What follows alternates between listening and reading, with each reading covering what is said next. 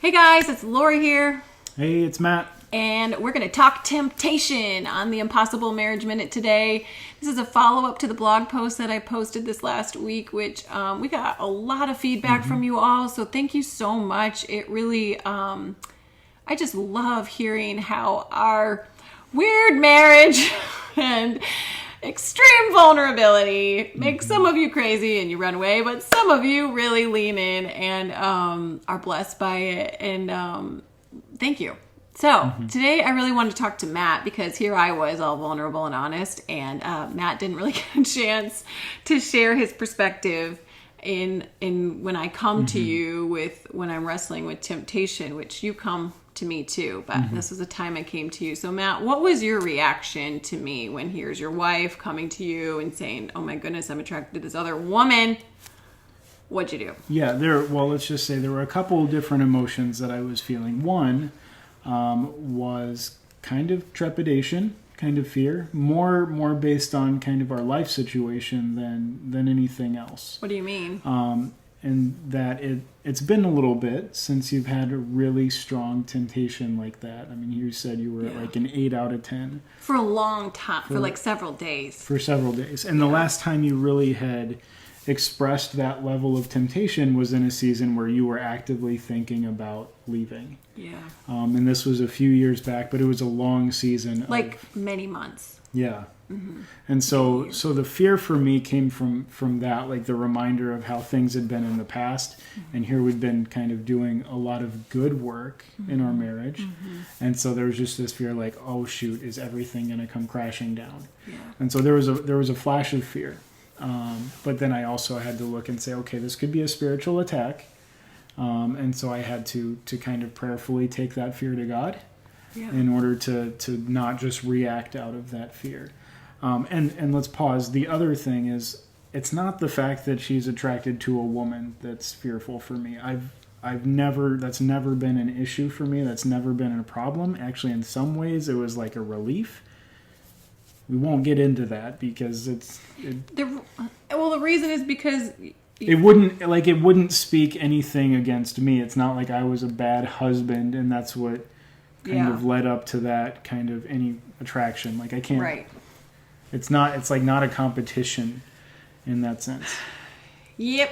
Can't compete.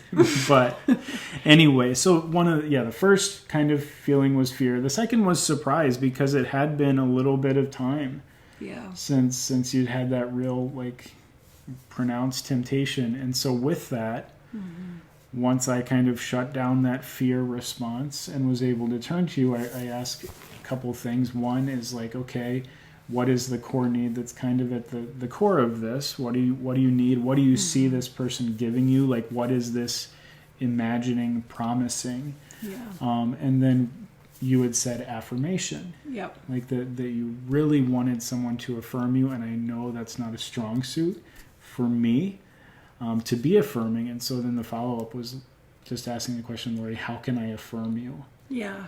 And I said, literally anything. Can you literally affirm me at all? Because that is not your strong suit. And I've honestly asked you for Years.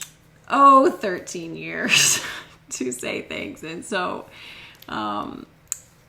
you have stepped into that space, but we're working on it. I'm working on meeting. So Matt has in him his primary core need. It's like mine changes sometimes, but there's usually a few that bubble to the surface. One is that need to be seen or to be noticed. And one for Matt is to be desired, specifically in a physical way often, but serving or just, hey, I like you as you.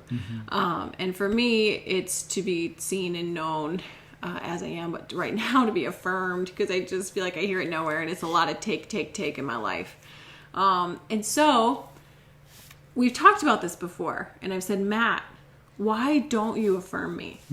And so this wasn't a part of this last week's conversation, and I'm like, but why don't I want to step into this physical desired place no matter what? Now, put the same-sex attractions aside. Like, I am Matt attracted, and I am... that has been a challenge off and on, but there's a oneness here that we have that I'm committed to him. It's like he's a part of my body. Like, it's just the more years we're together, it's just, here he is. It doesn't mean I don't wrestle with other places sometimes, but it's like, yeah, he's like part of me. So because this is where we are, though, and so I'm committed to pursuing him holistically, to do the metaphor. How God pursues us holistically. Okay, so this is not just because this is a good marriage thing. But, so I pursue him in this space, but why don't I want to? Same-sex attractions aside, like, I get afraid. There's an emotional piece that I'm afraid he's going to, like, suck me dry. Like, if I start to affirm him, see him, notice him, desire him in this physical way, that I'm going to, like, die.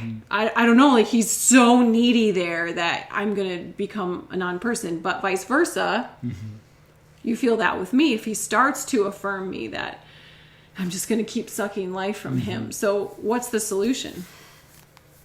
Well, I mean, you have to lean into it. And the problem is, like, you can't just withhold. As much as it's kind of comfortable to withhold whatever that thing is, it's not up to me to control Lori's desire to be noticed or affirmed. Yeah. And it's not up to her to control my desire to be desired. That's really between me and God and her and God. Yeah. And so this is one of the things that you just flat out told me when I expressed this fear that I was like going to be leached upon. Yeah. And you had just said, Matt, can you let me work on that with God while you work on affirming me? And that's one thing that has been happening. And it's been happening on both sides. As she works on her kind of need to be noticed with God, I have to take my need to be desired to him as well. Yep. And I talked about at the end of the blog post, which if you don't know what I'm talking about, it's in the notes here. But I talked about how Matt's lack of affirming me does force me to go to God.